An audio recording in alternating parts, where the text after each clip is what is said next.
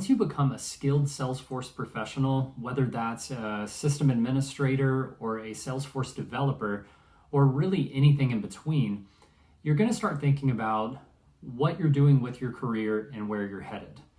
So once you get, say, somewhere between 1 and 3 years experience, you're going to start feeling fairly confident about your skills as a Salesforce professional and about maybe moving forward with your career.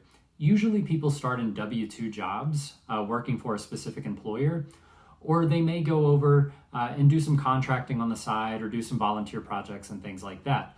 But the logical next step for a lot of people in order to increase pay and increase experience is to become a Salesforce consultant. This means you're working for a firm. These can be very different types of firms. There are firms with over 1,000 employees like Deloitte, or you can work with very small local firms that may only have 20 or 30 consultants on staff. So today we're going to talk a little bit about what to expect there and how your life is going to change going from a W-2 job over to a consulting job.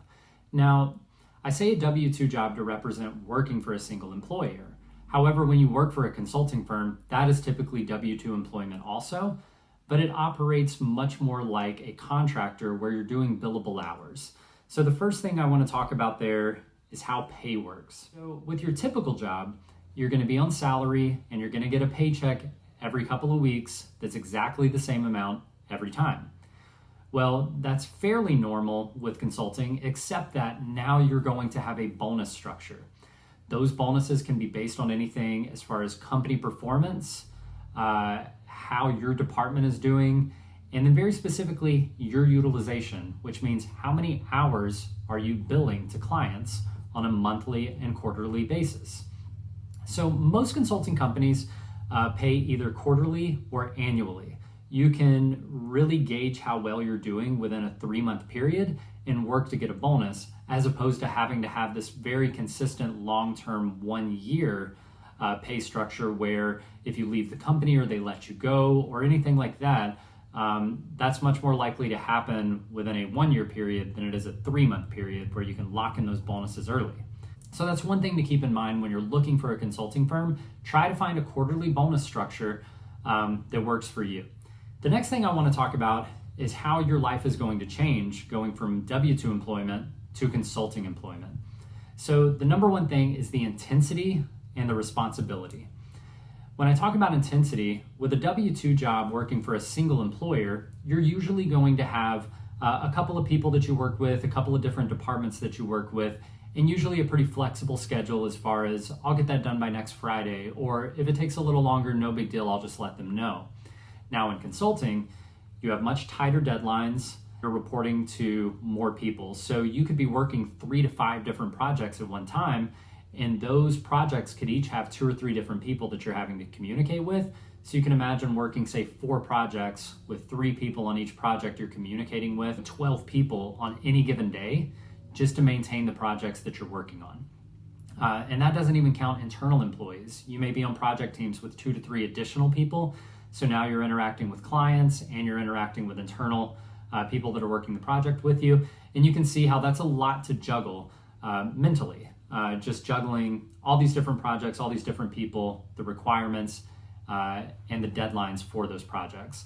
So a lot of time goes into just managing your projects, and then a lot of mental bandwidth goes into making sure you stay sane while you juggle all those projects. So how do you juggle these projects and avoid burnout? So you're definitely going to want to get an app on your phone or computer for time management so that you can say, I'm starting to work on this project and start the clock so that I can see exactly how much time I'm spending doing something, and then I can bill that time accurately. So that's the number one thing, is just managing your time more efficiently. In order to avoid burnout, you're going to want to make sure that this doesn't take over your life. The thing with consulting is it's usually remote, which is a huge perk. But the downside is you might, be going to bed at 10 o'clock at night and then think about something you need to do for the project, and then you can go work on it for a little while, and before you know it, you're up until 1 or 2 o'clock in the morning trying to finish off some tasks for that project, and it can burn you out and take over your life. The other thing which I struggle with is when I'm assigned a project, I like to get it done as quickly as possible, as long as I know what to do. So what I'll do is I'll sit down and I might work through an entire project over a week.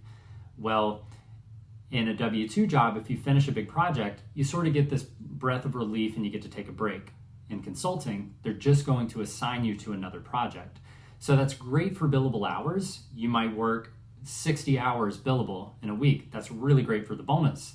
However, when it comes to your burnout and not getting, completely overwhelmed with work, you might want to take the projects a little slower, pace yourself, try to find a good balance of 30 to 40 billable hours a week and stick to that instead of always trying to get 50 or 60 hours or finish the projects as quickly as you can. The other thing is client expectations. At a W-2 job, you were probably making somewhere in the ballpark of $70,000 to $100,000 a year. What that works out to is about $35 to $50 per hour that the client or the employer is paying you to work for them. Now, when you move into consulting company is going to be charging these customers somewhere in the range of $150 to $200 an hour. That's very different than $35 an hour. So when a client is paying $150 an hour for your expertise, they're not going to be as lenient with, oh, I missed this deadline, sorry about that. Oh, I don't quite know how to do that. Let me see if I can figure it out. You're going to have to find the information, communicate it effectively, get these projects done on time, and provide quality solutions. Otherwise, it's going to be very difficult to succeed as a consultant. So they're going to have much higher expectations than someone who might be paying $50 an hour for someone to work with them. So those are some of the major differences when you're looking at consulting companies and you're looking at moving into the consulting world. I know a lot of this may sound negative, but it's really not, because what happens is if you work in a W-2 job for an extended amount of time, typically you're eventually going to get to a point where you're a little bit bored or you don't feel challenged, so you're not growing as a Salesforce professional. The amazing thing about these consulting companies is if you can balance your time effectively and you can avoid getting burnt out on projects, you're going to find this really nice spot where, number one, you are going to get paid a lot more than working for an employer. Even the solution architects, which is basically the admin of Salesforce Consulting, those guys can get paid $100,000 to $130,000 a year, and then bonuses on top. If you're a developer, you might make $150,000 with bonuses on top. So there's a lot more money to be made in the consulting world. From a pay perspective, you're getting paid for that extra intensity that comes with consulting. You're going to be challenged. The consulting companies are going to expect you to continually get Salesforce certifications. They're going to pay for those certifications, and they're going to help get you the resources you need to pass those certification exams. What many people don't know is that certifications are a big part of what consulting firms are looking for because of the Salesforce Partner Program.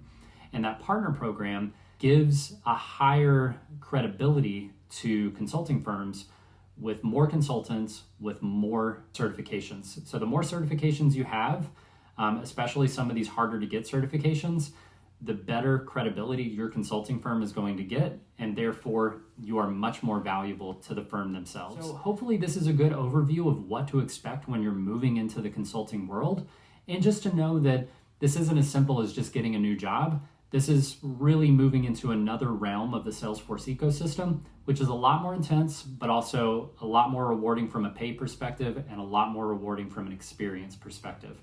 Please subscribe if you're getting value out of these videos. Make sure to click like so that we can get these in front of other people and help other people grow as Salesforce professionals.